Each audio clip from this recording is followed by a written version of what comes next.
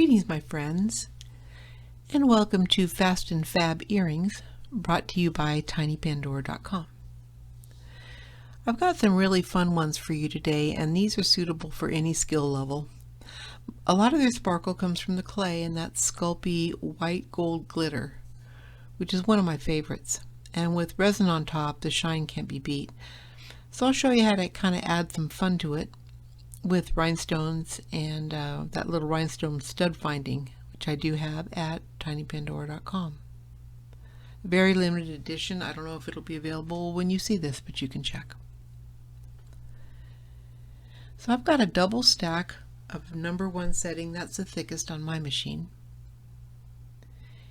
And I don't have to pay too much attention to the little ridges in it or anything, because I'm going to be making an impression with my combination cutter and texture. Those are called imprint cutters, and they're from ojoycreationsinc.com. I'm crazy about this store, and these are particularly beautiful cutters.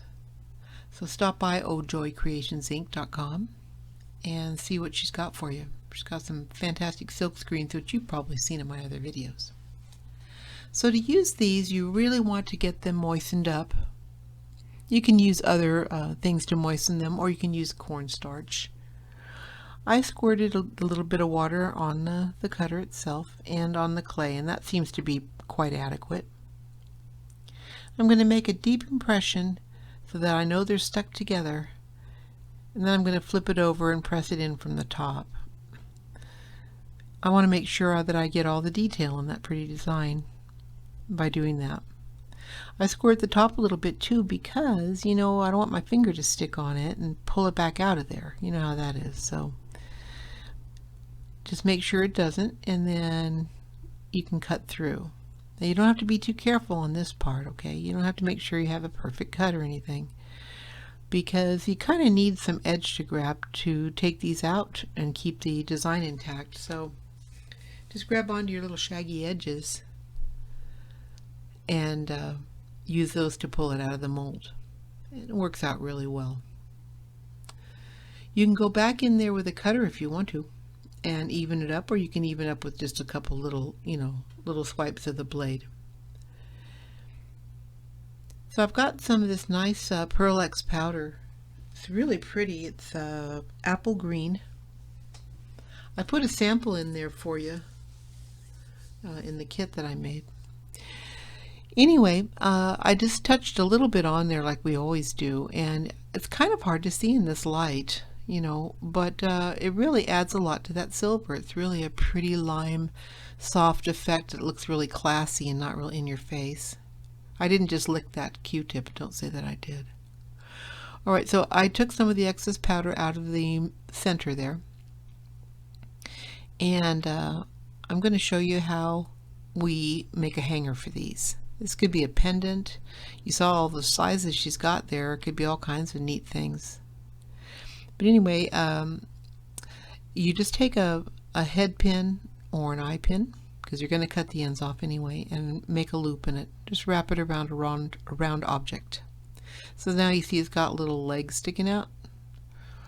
I just chopped off the edges, and it has legs. My cutter's really sad. All my cutters are sad. I basically have to chew them off. Anyway, so you just cut off the excess of that. You don't need it to be too long. And now we'll put just like little feet on the legs. Just turn them up like a stick figure. Just bend them up. There you go. And that will keep that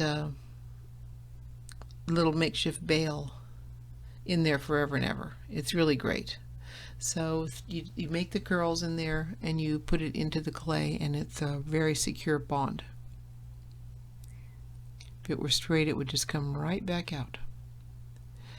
Now I'm going to make a slit. So I'm only into this project for a few minutes. I cut parts out and stuff, but it's really a fast project, and it's really got a nice effect. So I'll try to get a hold of this little thing, and we're just going to put it right in that slit. So all you have to do is make a slit wide enough for the legs, and deep enough where you want your loop to land.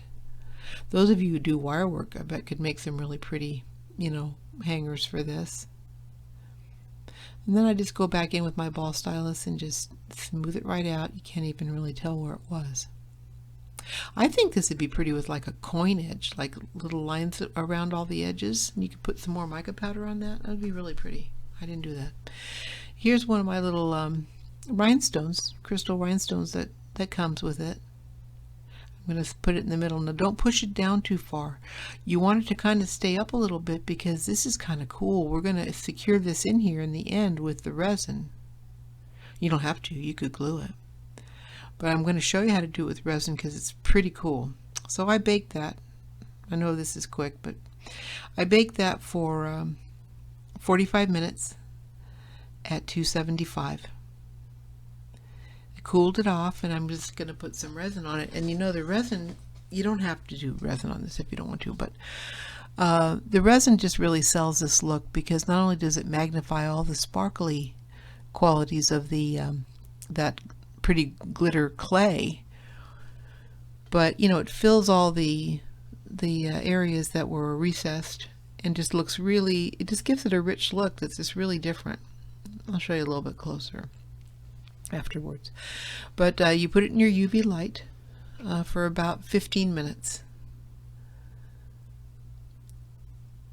Now when you use your UV resin, just don't get it on the stone, just go right up to the edge, okay? You take a little jump ring and attach it to your finding. I give you the jump rings and spare jump rings in your kit because you're going to drop one of those, they're really small. But you get that stuff, so you just add your clay and your texture. Go see Mary Joy though, okay? Because if you want a texture cutter like this, there's not that many around. Thanks for coming. Bye.